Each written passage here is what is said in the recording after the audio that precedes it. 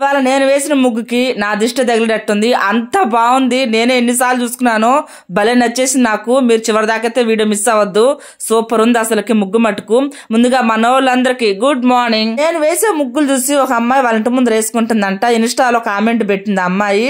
ఇది కదా నేను కోరుకునింది. నా నుండి మీరు ఏదో ఒకటైతే మంచి అయితే నేర్చుకోవాలని అయితే నేను ఎప్పటి నుంచో తాపత్రయం పడుతున్నాను.